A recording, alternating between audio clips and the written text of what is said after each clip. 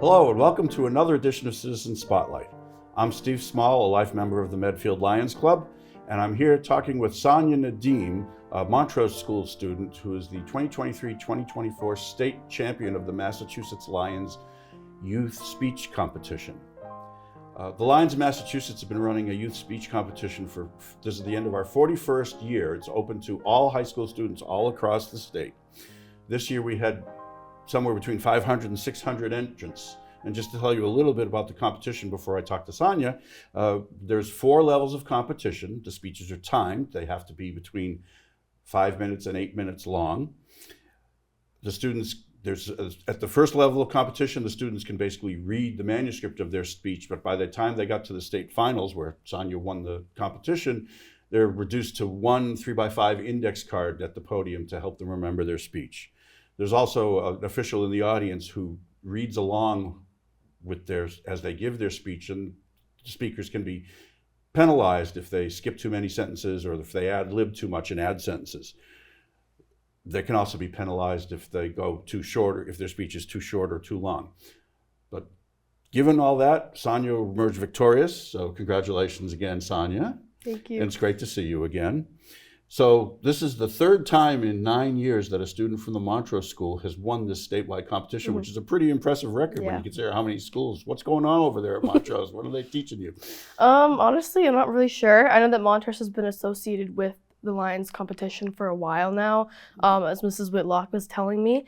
And I think it was originally mandatory pre-COVID for students to enter the Lions competition. And I think that was really helpful and interesting because it basically asked students to maybe step outside of their comfort zone and do something they hadn't done before. And I think it really spread awareness about the competition as a whole. And then Mrs. Whitlock, my upper school director, and Dr. Sullivan, who's my speech coach, they both gave me really good feedback before my rounds. They were very supportive and encouraging. But I would say it also took a lot of effort and dedication on my part to also help to get to where I am today. I agree. I think it also took a lot of effort on your part. It's not an easy competition. As you heard some of the other speakers that you competed against. There were some really great speeches. Yes. So every year for the competition, the Lions committee that runs the competition statewide, on which I'm a member, we pick a topic that we hope will be of general interest and spark interest among the students and also be interesting for the audiences to hear. So this year, the topic that we chose was, with which historical figure would you most like to speak? And so I think this would be a great time for Sanya to give her speech for the record. It is a sweltering summer day in 1884. A 22-year-old Black woman named Ida B. Wells bought a first-class ticket on a train to Tennessee. Her heart is pounding. Her palms are sweating. She's been waiting for this moment forever. She is traveling to her teaching job for the very first time.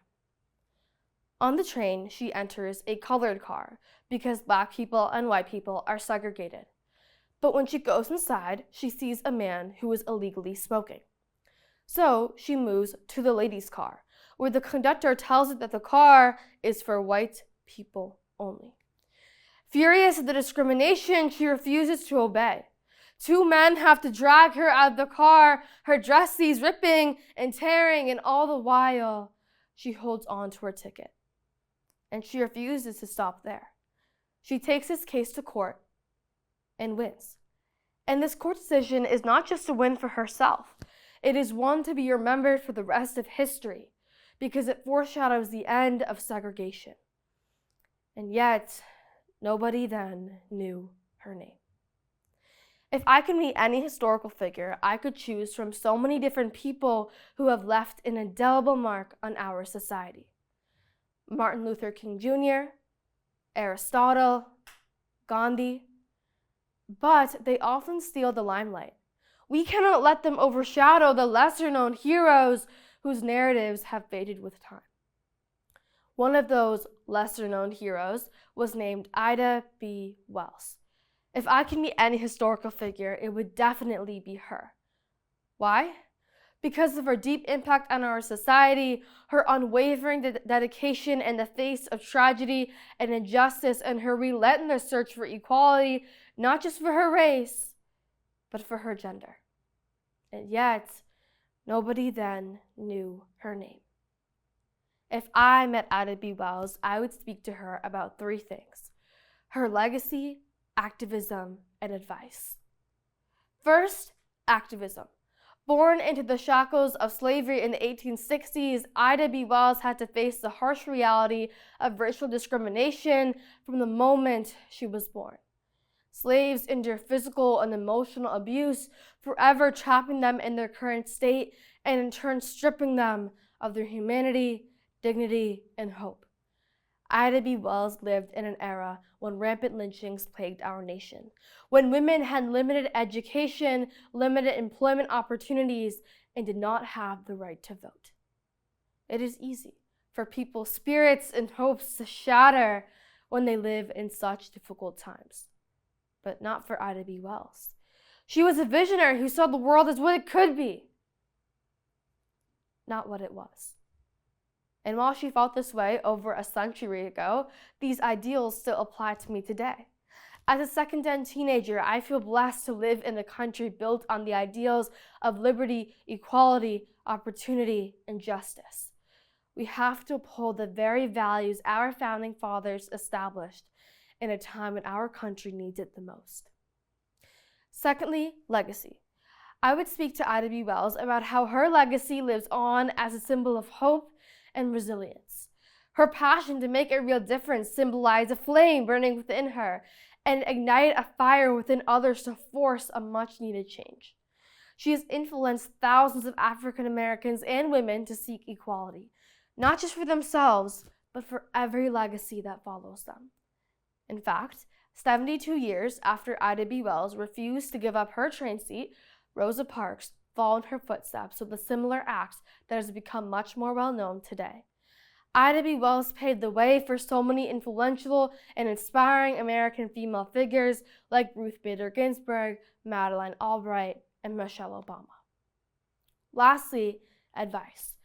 I would ask her for her advice given our world's current situation. Because while we have made so many incredible changes, so many issues still plague our world. According to a 2018 Harvard study, 57% of Black Americans, 31% of women, and 54% of Native Americans say that they have faced related discrimination in hiring, promotion, and compensation. We have got to do better. We are politically polarized on so many issues, and it is troubling to see how divided we are. I believe that Ida B. Wells would urge us to stay with one another and stick with each other. And not only has Ida B. Wells influenced our world's leaders, she has also influenced me. After hearing her story, I realized that equality for everyone is a right, not a privilege. So I decided to make a difference in my own small way, for my race and gender, just like Ida B. Wells. In India, where my parents are from, girls face discrimination, and they don't have equal access to education, especially in areas of high poverty. They deserve a better future for themselves and for their families. So, in the summer of 2020, during COVID, I started online classes for kids in my neighborhood. And in exchange, I requested a donation for the American India Foundation. And over the past 4 summers, I've raised enough money to provide a year's education for 600 underprivileged girls in India. But this small initiative is clearly not enough. Ida B. Wells was the reason I did this. And if I asked her, I would ask her the way she thinks I and other young women like me can best carry on the transformational movement she so selflessly started. In a sermon called Loving Your Enemies, Martin Luther King Jr. once said, "Darkness cannot drive out darkness. Only light can do that. Hate cannot drive out hate. Only love can do that." Ida B. Wells was the epitome of this statement. It may not seem like young women of color like me can make an impact on the world, but Ida B. Wells' story proves otherwise. Her life was incredibly tough, but her single voice changed the world. If it wasn't for somebody like her, I and the millions of American activists today wouldn't have felt as encouraged to even try to make a difference. Because of her perseverance, drive, and dedication, incredible courage, and awe-inspiring story, It would mean everything to me if I met Ida B. Wells. Nobody knew her name, but her trail led generations of women like her to fame. Thank you. So I think that's the 6th time I've heard you give that speech, and I'm impressed every single time. So thank you for doing that. Did you know about Ida B. Wells before you started researching your speech? Yes, I did. So in 8th grade, for our civics class, they asked us to do a project on researching court cases. And so I knew I wanted to do something related to civil rights. And so I did a lot of research, and I wanted to go past just like, we all know about Rosa Parks and her story, but I wanted to dig a little bit deeper. And that's how I got to know about Ida B. Wells. And I thought it was so interesting how, she had done so much important work and she was such an influential figure. And yet when I asked around, none of my friends or my family, none of them really knew who she was. So I just thought her story was really interesting, and it's something that stuck with me for a while. Yeah, and a lot of audiences at the speech competition came up and told me after I didn't know anything about Ida B. Wells. That was very interesting. How did you come up with the ideas that you're in your speech from your research that you'd done in 8th grade? Mm-hmm. Yeah, so I've always been passionate about racial and gender equality for a while, and I knew that by delivering this speech, I had an opportunity to speak about something that I really cared about to such a large audience. So I had like a really good opportunity to speak about something that I was so passionate about. So I brainstormed a lot of ideas with my mom. She's been a very good source of guidance and encouragement for me throughout the competition, so I'm very grateful for that. And so with her help and a lot of research, I knew that I wanted to do Ida B. Wells, but I also had to do research on her as well and kind of see how I wanted to integrate the idea of how she's not that very well known of a figure and how I wanted more people to know about her. So with all of that combined, I was able to kind of come up with what I wanted to speak about. It was very moving. All the judges gave you great grades. How long did it take you to write your speech? I don't have an exact amount, but it took me time to research her, obviously, as a person, and then I had to brainstorm all the ideas I wanted to include the speech, and then I had to draft it and then edit it a lot of times. So if I had to guess, I would say maybe 10 hours. That's a pretty good amount of time. Yeah. Was it too long and you had to cut it down? Yeah, definitely. Yeah. I think most of the times when I heard you give the speech, you came in at around 7 minutes 45 seconds, 7 minutes 50 seconds against the 8-minute limit. So that was really good. Did you have help? Yeah, so I wrote the speech entirely on my own, and then when I was done, I practiced it in front of my friends, my family, my teachers, and then they gave me feedback on my content and delivery. So as I mentioned, I was way too long at some points, I was going way over the 8-minute mark. And so they helped me cut down my speech, and I was also too fast or too emotional at some points. So they also helped me with that as well. So it was really helpful. Yeah. When you get emotional, when you're giving dialogue, because I do plays, you need to do it multiple times so that you know it well enough that you can tamp down your own emotions to get through it. Yeah, I sympathize there. What was the easiest or the hardest part of the competition for you? I think the hardest part was actually waiting. So waiting before I had to deliver my speech or waiting before the results were announced. Those are all very nerve-wracking times. And this is kind of contradictory, but I think the easiest part was actually delivering the speech itself, because I was really excited to deliver a speech about someone that I was really in awe of and so inspired by. And so that was kind of an easier part for me, but obviously I was really worried before and after, but it was really fun actually delivering the speech itself. Sure. Yeah, and the speaking order is determined at random, a half an hour before the speeches start. So if you pull a later number, you got to listen to all the other speeches and sit there and stew while you're listening. Yeah. Yeah. So every time a couple of times when you gave the speech, when you got to the section of the speech where you talk about how you've been raising money for educating girls in India, at least 2 of the competitions, there was an audible wow in the audience. I don't know if you heard it when you were giving the speech. You might blast it by you. Tell me more about that work. How does that work? How's the money get there? Yeah, so my parents are from India, and I'm lucky enough to go there with every year with my family. And something that I've learned is that in the rural parts of India, girls face discrimination. They don't have equal access to education. And so some statistics I learned was their female literacy rate is only 50%. So let alone, reading or writing English, they can't even read or write their own language, which is crazy to think about. And then I think 35% of adolescent girls, they drop out before high school. And high school is obviously the most important part, arguably, of a girl's education, so they don't even get to experience that. And then I think 31% of women are also forcibly married before the age of 18 there. Mhm. Yeah, so it was all like very troubling statistics that kind of really, I guess, made me scared about it, and I thought this is something that needs to be solved. And so also here in the US during the summer of 2020, during COVID, kids and parents, they were all frustrated because they were just not getting the summer enrichment they needed.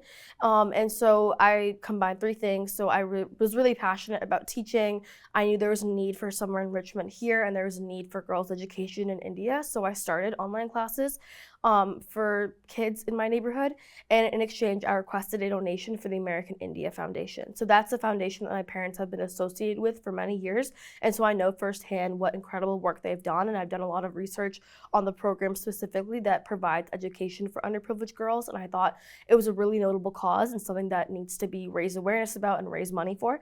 So over the past 4 summers, I've raised $15,000 approximately. So that's equal to 600 girls for an entire year. And then I guess when I came to Montrose, I started this initiative in 6th grade, but I came to Montrose and I realized that a lot of these values closely aligned with my initiative. So when I came here in freshman year, I realized that. And so our 10th grade theme was service and solidarity. So in our grade presentations, in our field trips, we learned a lot about how important it is to do service and how to do service. And so I thought, as sophomore class president, the best way to implement those values was to implement them as leaders in the school. So we started an all-school service initiative also for this cause, and we did lots of events. We did a popcorn day and a bake sale to kind of solidify and raise more awareness about this cause. It's incredible. So you just mentioned you were a sophomore class president. You just finished your sophomore year. What other activities do you participate in at Montrose? Yeah, so I am a political editor for our school's newspaper, which I really enjoy. So I write a lot of political articles and edit other people's political articles. And I'm also a captain for our Model UN team, our speech team, and our math league. So you're a little bit busy. So this is not the first time you've been a state champion. You were also the Massachusetts state champion in the Scripps National Spelling Bee. You tell me a little bit about that. Yeah. So I've always, felt like I've had a natural aptitude for spelling since elementary school, and I've also always loved reading. So I thought it was a good thing to do in 6th grade. And so I won the school spelling bee in 6th grade, and then I qualified for the state spelling bee, and then the state spelling bee got canceled due to COVID. So then I did it again in 7th grade. So I won the school spelling bee, and this time I won the state spelling bee. So that was such an incredible experience. So I got to represent Massachusetts in the Scripps National Spelling Bee, and it was so cool because my pronouncer was Dr. Jacques Bailey, who was the official bee pronouncer, and he's one of my idols. So it was so cool, like getting to talk to him and him pronouncing my words.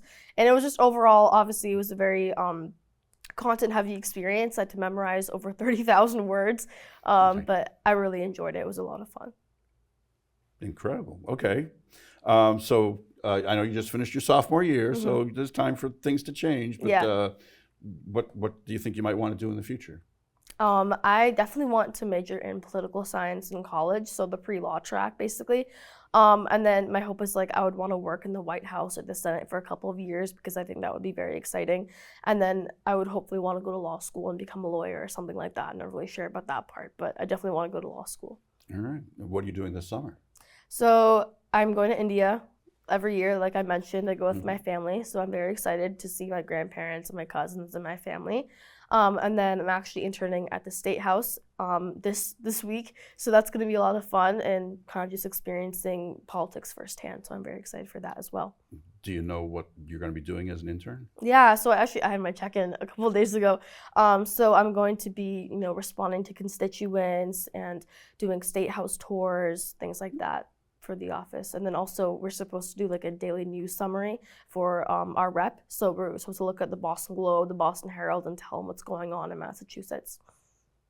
Wow. Okay. Sounds like that sounds like something that'd be right up your alley. Okay. Well, so let's get back to the speech competition before we wrap up. Would you recommend other students enter? Yeah, definitely. I think I was thinking about this. I was like, even if you don't think you're good at speech, even if you don't think, you're very good at it, like it doesn't matter. I think you should still enter regardless because you can take away anything from it no matter what. And for example, like I heard from so many amazing speakers. I heard about speakers such as Harriet Tubman, Marie Curie, Mary Shelley, and they're all people who I knew were famous. I knew their names, but I didn't really know the extent they had in our society. And I think overall the competition was so good. Like you, Mr. Steve Small, like you really helped coordinate the competition, my feedback results. You were really funny. I know I was really nervous the entire time, but you kind of helped things ease up and seem a lot better, and also just making the competition so smooth. And also Miss Barbara Gibbs and the rest of the Lions Club members, they were also so encouraging and grateful, and I'm very grateful for them. And I think it's so interesting that us as teenagers, we kind of have a platform to speak about things we care about and know that there's such a large audience listening to us, and kind of having that platform is really powerful. So that's something that I think I would recommend to anyone, no matter what. So yeah, it was definitely a really good experience. Well, thank you for your kind words. It's my job. Do you think you're going to enter again next year? I'm not completely sure yet. It's definitely something I want to consider, but as I mentioned, in junior year, I'm going to be taking like 6 APs, and then I'll be leading clubs. I have to prepare for college apps. So I definitely want to consider it, but I'm just going to have to see when the time comes around. I get it. I'm not going to hold you to it. Okay. So next year, the topic is going to be the best advice I ever received was ...